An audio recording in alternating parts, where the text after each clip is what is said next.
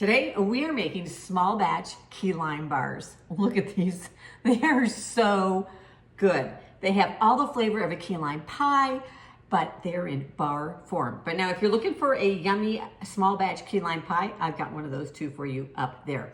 Now these key lime bars start with a buttery shortbread crust. There is a tangy key lime filling, and then they are topped with a sweet key lime frosting. They are so good. Okay, so let's start with the pan that we are going to bake it in. We are going to use just a regular 9x5 loaf pan. And I have lined it. I always like to line my pans with parchment paper because it makes it super easy just to lift those bars right out and then to cut them and serve them. If you don't have parchment paper, just go ahead and spray the pan really well. It just makes it a little bit more difficult to get them out.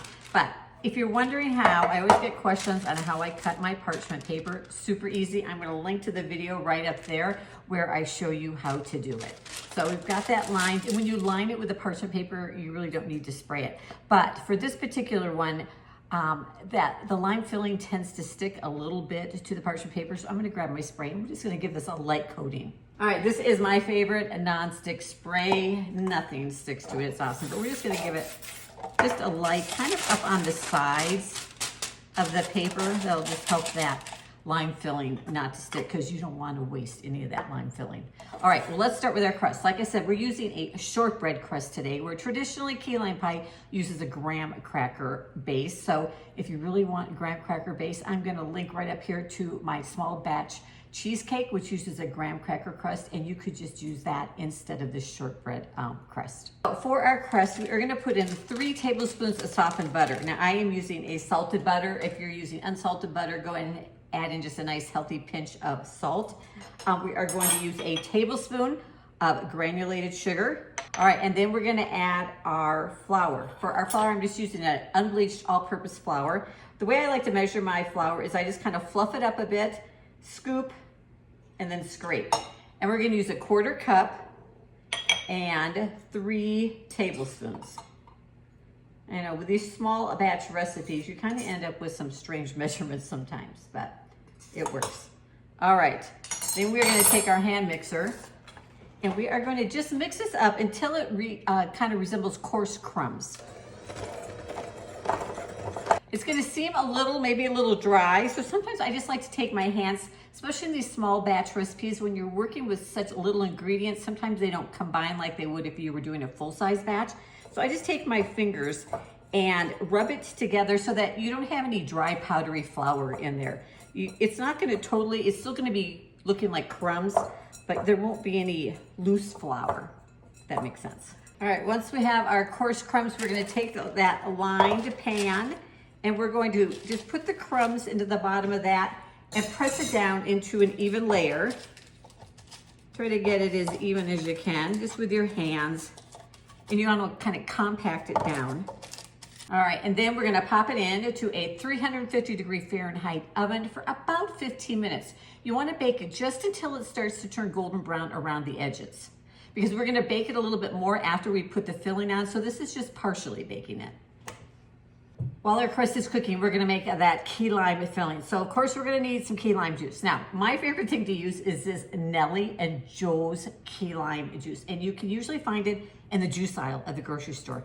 I've always been able to find it. And I think it's awesome. It tastes great. I use it in my key lime pie. Highly recommend it. But if you want to use an actual real key lime, you can totally do that. They can be difficult to find in a lot of grocery stores, especially here in the West. And they are a tiny lime, okay? But you only need 1.5 tablespoons of key lime juice, so totally doable. Now, if you're making a full big pie, that's a lot more key limes that you have to juice. And if you can't find this and you can't find a key lime, you can use the regular kind of lime you find in your grocery store is a Persian lime. And that you can use that. They just tend to be a little zippier and a little bit more acidic. So maybe go by taste, you might need to add in just a little bit more sugar. But today we're going to use this Leigh and Joe's key lime. So for our filling, we are going to start with, we're going to put in 6 tablespoons. And 6 tablespoons is kind of between 1/4 and 1/3. So I do measure with a tablespoon. 6 tablespoons of sugar. We're going to add in 1 egg. And then 1 tablespoon of flour. That's kind of be our thickening agent. Add an 1/8 of a teaspoon of baking powder. And then our key lime juice. And that is 1.5 tablespoons. And I'm just gonna eyeball that half. All right, gotta grab a whisk. All right, and we are just gonna whisk all this together. And yes, it is gonna be very runny, okay? It's gonna totally thicken up as it bakes. All right, it is out of the oven. And as you can see, the edges are just slightly golden brown. Like this is just partially baked. It's gonna go in and bake some more. And while it is still hot, right out of the oven, we're gonna take that filling we mixed together and pour it over the top. You wanna make sure that it covers all the crust. And then we're gonna put it back in the oven, same 350-degree oven, for 12 to 15 minutes. We wanna bake it until the filling is set and it's gonna start to turn just slightly golden brown on the top. We wanna let those bars cool completely before we add the frosting. So while they're cooling, let's go ahead and mix that up.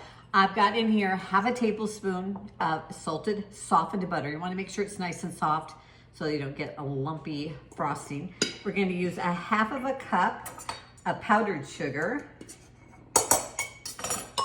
And then, get it all out there, 1.5 tablespoons of key lime juice.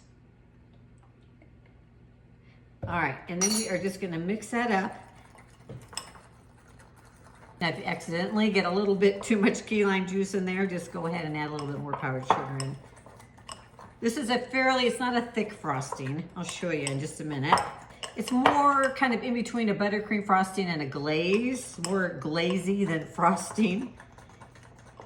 So you can see it's kind of thick, but yet it's thinner than like a buttercream frosting. Like I said, you want to let the bars cool completely. I was in a hurry. I cheated. I stuck mine in the refrigerator. It'll totally cool faster. Works great. See how easy that is to pull in and out? Yeah.